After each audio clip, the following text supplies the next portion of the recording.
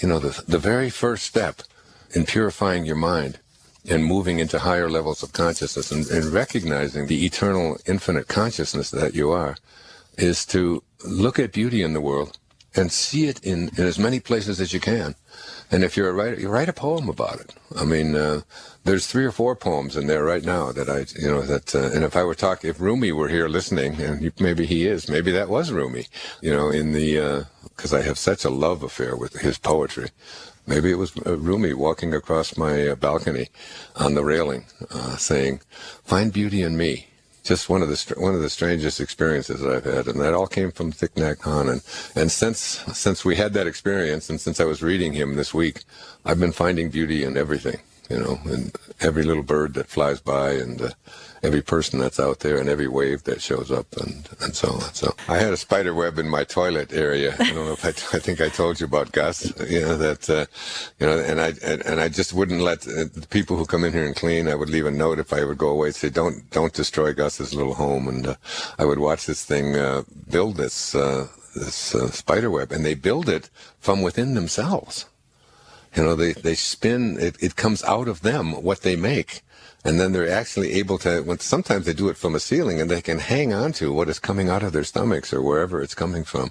Yeah. And then all of a sudden it's this intricate, beautiful design. And then I looked about a week later, and there were all these tiny little things that must be flying in the air, like microscopic little that are trapped in there, and that's where this thing eats. And he was perfectly happy in the corner of my bathroom. And every time I would go in there and sit down, I would kind of talk to Gus. I named him Gus. I don't know why, but that's a good spider name. Why not? Maybe I'll name that praying mantis Rumi or Jalaluddin or Mevlana, which means our master. Yeah, Mevlana in Farsi.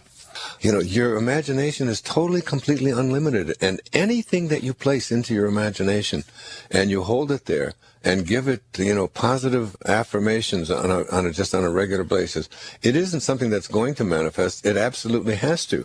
It's the nature of the universe. The divine intelligence, the Tao, what we call, God, this invisibleness that's within all things. It will send experiences to you that match up to what you placed there in your imagination. But for most of us, we're sort of impatient with it, and we think that it should be happening right now. And I heard you say something about, circumstances sort of got in the way. But, circumstances don't make a person, they reveal them. Whatever circumstances that you find yourself in are just revealing to you of where you've placed yourself, what kind of choices that you're making, what kinds of things that you're attracting into your life. And when the things that do show up in your life don't seem to be consistent with what you think that they should be, you let go of that. And you just get into a state of appreciation for them rather than judging them or wishing that it were different and so on, and saying there's something to learn in all of it. In every experience that we have, there's just something to learn. There's a poem in every experience that we have.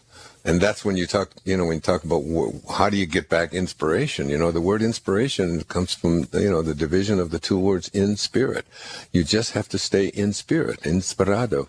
And as you begin to identify yourself, not on the basis of the physical things that your 5 senses experience, but instead of on the invisibleness that is within you, we just don't think in unlimited ways. We're so often thinking in limitations, like you were in Washington, and then you're in Vancouver, and now you're down in Portland. And all of this is part of your dharma. This is what you signed up for before you ever showed up here on this planet. And instead of wishing that it were all different, whatever, I'm just using what you just said to me, but I'm talking to everyone that's out there. See it all as the result of the experience. Have you read I Can See Clearly Now? Are you Yeah, do you have it? No. Because one of the ones I don't have. Yeah.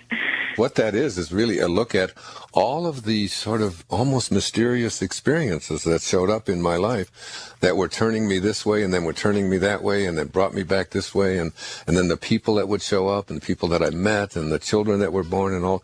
You start to see that and we have a tendency to think it's like this huge tapestry, but we have a tendency to think that the darkness that shows up in that tapestry shouldn't be there. But, even the dark threads, in a tapestry, bring beauty to the tapestry. So the darkness, it's part of the perfection of it. And if we don't interpret it as darkness and just interpret it as what is, this is just what is, and I'm going to honor it and love it and, maybe write a poem about it. Anyway, that's how you find inspiration, by just being, in a state of gratitude for everything that shows up, for everything.